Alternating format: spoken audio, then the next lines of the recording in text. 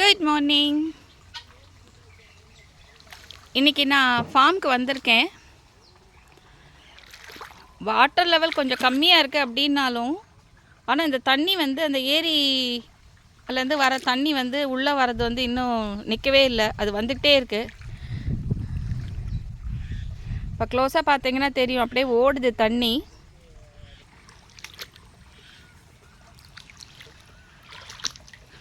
ஆனால் மரங்களுக்கெல்லாம் பெருசாக பாதிப்பு இல்லை. எக்ஸப்ட் வந்து அந்த ஃப்ரண்ட் சைடில் ஒரு தென்னை மரம் வந்து கொஞ்சம் சாஞ்சா மாதிரி இருக்குது. நான் அதை கேப்சர் பண்ணுறேன் கொஞ்சம் நேரத்தில்.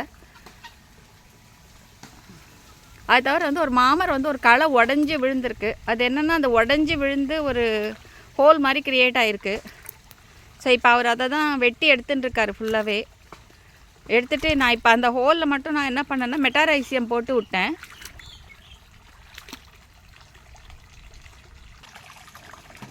ஸோ இந்த இடத்துல பாருங்கள், ஃபுல்லாக ஏதோ தண்ணி பாய்ச்சுற மாதிரி அப்படியே தண்ணி வந்துக்கிட்டே இருக்குது பயங்கரமாக.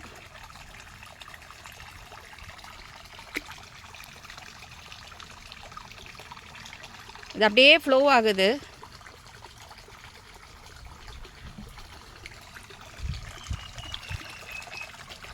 ஆக்சுவலாக இது நிற்கணும். இந்த மாதிரி நம்மளது வந்து பார்த்திங்கன்னா ஒரு 7-8 இடத்துல உடஞ்சிருக்கு. நம்மளது வந்து அந்த இடத்துல ஸ்ட்ராங்காக நிறைய மரமெல்லாம் போட்டு தான் கட்டி வச்சுருந்தோம். ஆனால் அதையும் தாண்டி அந்த ஃபோர்ஸில் எந்த இடத்துலாம் அது கேப் கிடச்சி உடைக்க முடிஞ்சுதோ அந்த மாதிரி ஒரு 4-5 இடம் உடஞ்சி ஸோ இந்த மாதிரி தண்ணி ஓடிட்டுருக்கு.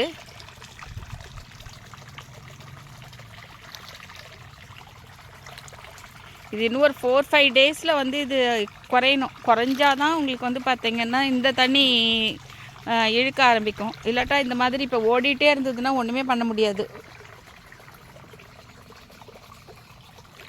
ஸோ இப்போ மரமெல்லாம் மற்ற மரமெல்லாம் வீக்கன் ஆகுமா அப்படிங்கிறது தெரியல. ஆனால் நான் இப்போ இந்த சின்ன செடியெலாம் வச்சுருந்தேன். இந்த சீத்தாலாம் வந்து சிலதெல்லாம் நம்மளுக்கு விதையிலேருந்து எடுத்து போட்டது வச்சுருந்தேன். சீத்தா பரவாயில்லையா நிற்கிறது. ஆனால் வந்து ஃபிக்கெல்லாம் பார்த்திங்கன்னா அப்படியே ஃபுல்லாக இலையெல்லாம் ட்ரூப்பிங் ஆகிடுச்சு. இன்னொரு ஃபிக் வந்து செத்தே போயிடுச்சுன்னு நினைக்கிறேன். அதில் உயிரே இல்லை.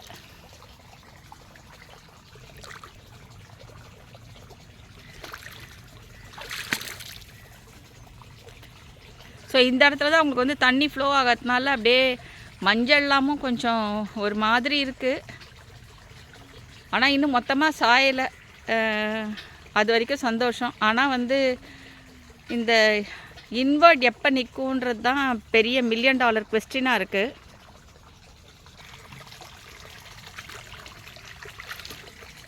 இந்த ரணகாலத்துலேயும் வந்து கொய்யா வந்து நல்லா பூத்து அங்கங்கே பிஞ்சு வைக்க ஆரம்பிச்சிடுச்சு.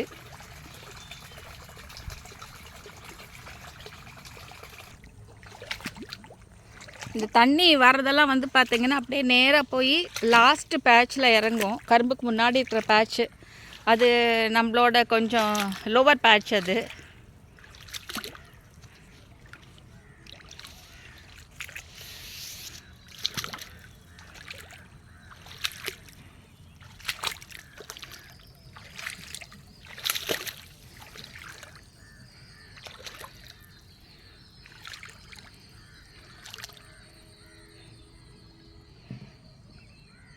இங்கே பாருங்கள், தண்ணி எப்படியே இறங்குறது கீழே நிலத்துக்கு.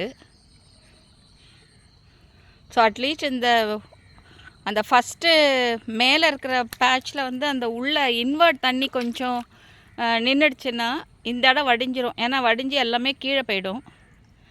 ஆனால் இந்த பேட்ச் வந்து பார்த்திங்கன்னா ஃபுல்லாகவே மாமரமும் வாழை மரமும் தான்.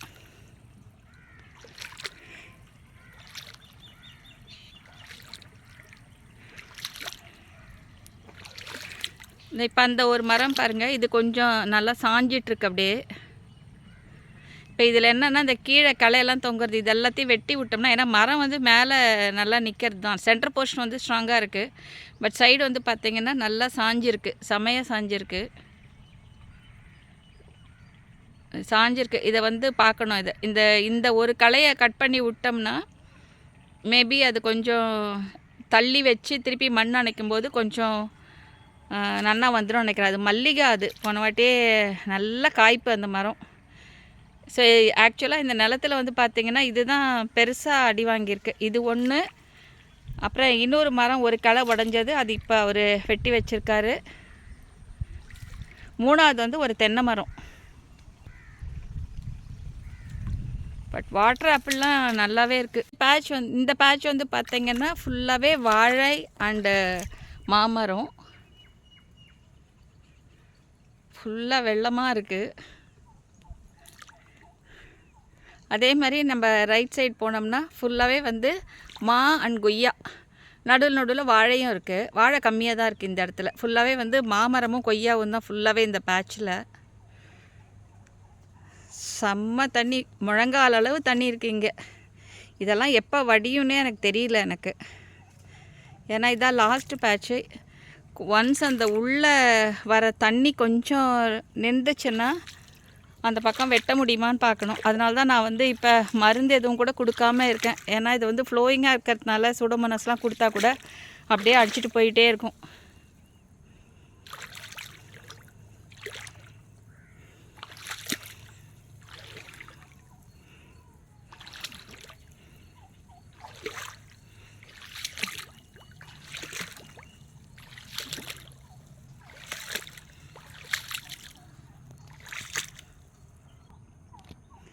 அன்றைக்கி அடித்த காற்றுலேயும் மழையிலையும் பெரிய டேமேஜ் இல்லைனாலும் இந்த மாதிரி ஃபுல்லாகவே ஏரி 2 பக்கமும் திறந்து விட்டு அந்த உள்ளே வர தண்ணியில் தான் பெரிய டேமேஜ் இருக்கும் போல் இருக்குது.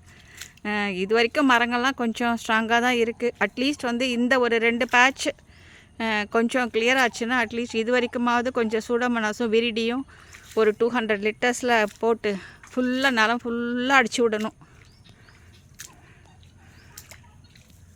கொஞ்சம் அந்த ஃபங்கஸ் அட்டாக்லாம் இல்லாமல் அது இருக்கும். அதுதான் நான் வந்து கொஞ்சம் யோசிச்சுட்டே இருக்கேன். நான் இந்த தென்னை மரம் தான் சொன்னேன். பார்த்திங்கன்னா ஃபுல்லாகவே ஒரு பக்கமாக அப்படியே சாஞ்சிருக்கு.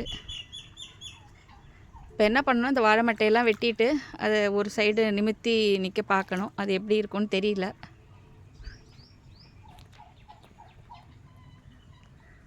ஆனால் வாழைலாம் பார்த்திங்கன்னா கொலை தள்ளி சீப்பாக இருக்குது. ஆனால் அதெல்லாம் ஸ்ட்ராங்காக நிற்கிறது, அதுதான் ஆச்சரியமாக இருக்குது.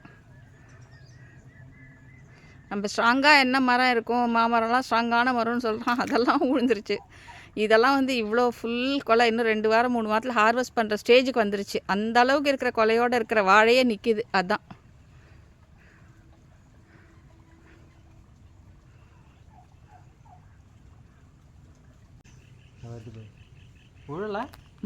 அவ்வளோ தெரியல.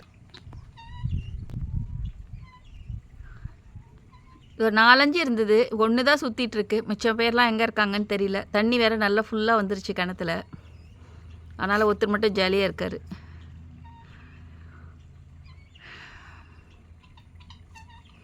பாப்பா தண்ணியில் வடிஞ்சிட்ட பிறகு நான் ஒரு அப்டேட் கொடுக்குறேன். தேங்க்யூ.